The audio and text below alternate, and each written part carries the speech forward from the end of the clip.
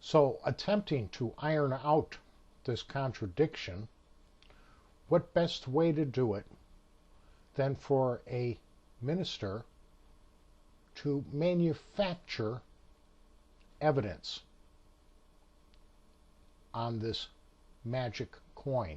This coin that tells us that Quirinius, the governor of Syria, and we know that he was governor of Syria in 6 AD, and we know that Josephus tells us that there was a huge tax revolt at the time of this census and taxing in 6 AD, which is spoken of in the 2nd chapter of Luke.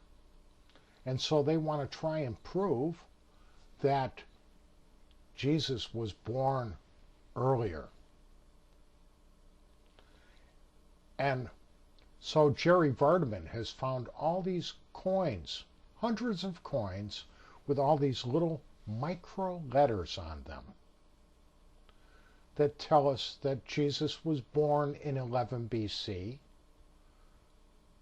that he was crucified in 21 CE, that Paul was converted on his road to Damascus in 25 CE, a full 6 years before we know that the Christian church has always told us that he died either in 31 or 32 CE. And they're attempting to move it back and say that now he was born in 11 BC, and this coin proves it. Well, as I said, that the evidence vanishes, that Richard Carrier talked about it. He did investigate this and finally got to the British Museum in London and was able to find this coin, to take a look at this very coin that they claim is proof that Quirinius was governor in 11 BC. And it seemed that this eminent Baptist archaeologist, Vardaman, had actually offered no proof to anyone. He had simply done a line drawing of the coin, which is probably about this big, if not smaller, approximately 1 inch or slightly over an inch in diameter. And he blew up and did a pencil drawing, so it's about the size of a CD.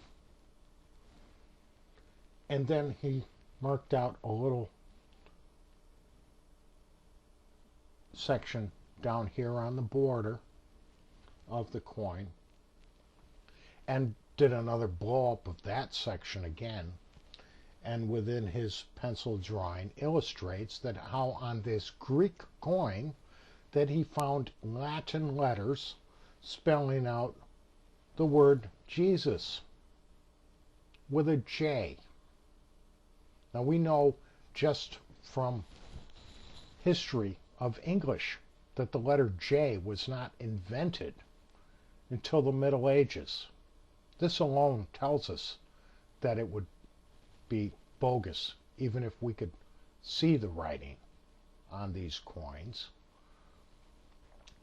And then, as Richard Carrier describes in some of the articles, that you would have to, after you're taken the slug and stamped out the impression on the coin, that you would have to have a room full of people taking one coin at a time and putting their little eyepiece or a magnifying glass and taking their little diamond-tipped instrument and making these little tiny scratches on the borders with all this special information, new information that we never had, but that we need to disprove that there is a contradiction in the Bible on these little coins, hoping that sometime somebody in the future would find these little microscopic letters on the coins. Well, I don't know if you've ever seen an old coin. You probably have. Most of us have seen what an old coin looks like after 40, 50 years of wear, and how most of the details of the stamping are gone. Sometimes large details of the stamping is gone, and you just have a smooth surface with scratching on it from rubbing with other coins and being handled and tossed in the change bins and carried around in people's purses and pockets. And you'll end up with just a bunch of random scratches. Well, on these old coins, of course, that are nearly 2,000 years old, now you've got pits, corrosion, all kinds of oxidation on the surface of them. And it turns out that that is what this eminent archaeologist is talking about, is that he imagines seeing letters within the corrosion on the coins, not in the actual coins themselves. Just as we can lay down our backs and look at the clouds and we can imagine shapes of ships and smiley people waving and whatnot, whatever shape happens to come to mind that we can see just for a fleeting moment until the cloud changes shape again. This is what this eminent archaeologist was offering as proof.